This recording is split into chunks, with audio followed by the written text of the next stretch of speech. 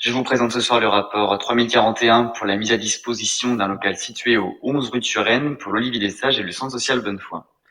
Ces deux acteurs centraux du quartier Moncey ont décidé de mutualiser leurs moyens pour renforcer l'offre en matière d'accès aux droits. Dans le cadre du plan pauvreté, ils bénéficient de subventions d'investissement qui leur permettront de réaliser des travaux d'aménagement, mais également d'un médiateur numérique qui assurera des permanences.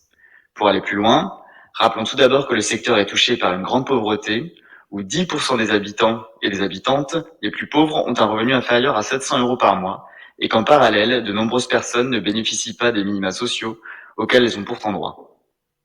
Par ailleurs, si seulement 2 000 Lyonnais et Lyonnaises habitent le quartier prioritaire, ce sont de nombreux usagers qui viennent à la Guillotière pour profiter d'une vie associative riche et active. Il n'est pas rare que des personnes habitant d'autres communes y viennent pour bénéficier des services proposés par les nombreuses structures, ce qui participe au rayonnement métropolitain du quartier. Pourtant, ce même quartier n'échappe pas, comme le reste de la ville, à l'augmentation du prix du foncier, dont les conséquences sont terribles pour les associations qui peinent à se maintenir ou à s'implanter sur ce territoire. La ville fait donc le choix de soutenir le projet porté par l'Olivier des Sages et le Centre social en mettant à disposition gratuitement ce local de 57 mètres carrés appartenant à un grand lieu habitat dont la valeur locative annuelle est évaluée à 6 300 €.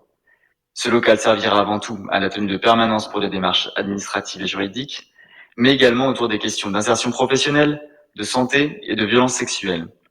Comme évoqué en introduction, un médiateur numérique sera également présent pour accompagner la dématérialisation qui parfois peut éloigner certains publics de leurs droits. Cela entre totalement dans les objectifs de la ville, qui vise à réduire les inégalités sur ce territoire, à soutenir le maintien des associations autour de la place Gabriel-Péri à travers leur partenariat et la mutualisation de leurs moyens, mais également à faire connaître la situation centrale du quartier en matière d'offres associatives sur l'ensemble de la métropole, notamment en matière d'accès aux droits. C'est donc avec beaucoup de satisfaction de voir ce projet se concrétiser que je vous invite, chers collègues, à approuver ce rapport.